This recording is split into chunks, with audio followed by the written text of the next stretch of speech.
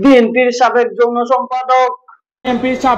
সম্পাদক বিএনপিকে কিভাবে পরাজিত করা হবে সেই দায়িত্বটা ইউনূস সাহেবের কাছে বানানো আছে।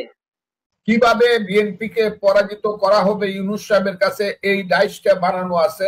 জামাত ইসলাম ইসলামিক দল, তাই ভারত যুক্তরাষ্ট্র তাদেরকে পছন্দ করে না।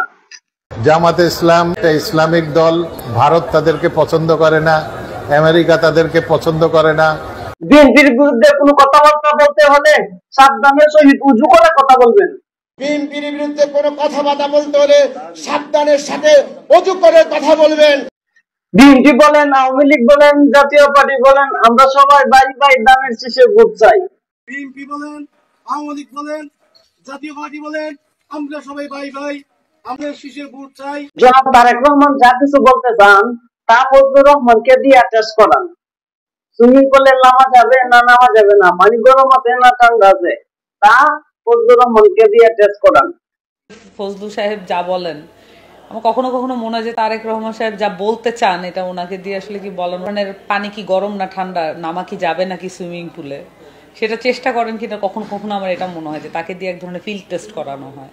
সকালবেলা ঘুম থেকে উঠে আয়নাতে মুখ দেখবেন, আপনি কি তারেক জিয়ার সমালোচনা করার যোগ্য কিনা।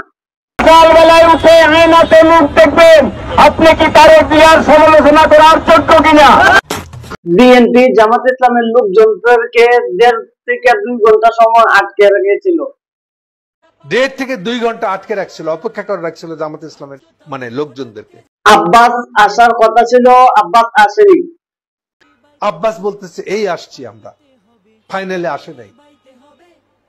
জামাত ইসলামের লোকজন একা যখনই মিছিলটা বার করে তখনই পুলিশ গুলি করে।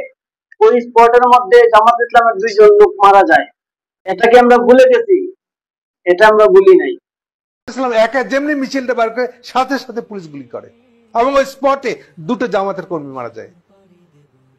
এগুলো আমরা ভুলে গেছি, আমরা জানি না। বিএনপি জামাতের সাথে 21 বার বেঈমানি করছে। বিএনপি 21 বার জামাতের সঙ্গে বেঈমানি করছে। আগামী নির্বাচন পর্যন্ত আমরা জামাতের সহিত নামাজ পড়ব। আগামী নির্বাচন পর্যন্ত আমরা জামাতে নামাজ পড়বো। ফজরের নামাজ আদায়ের সময় মসজিদে যান, কোন ইমাম সাহেব যাতে জামাতের কথা না বলতে পারে। নামাজ মসজিদে যান, কোন ইমাম সাহেব যেন জামাতের কথা না বলতে পারে। সেই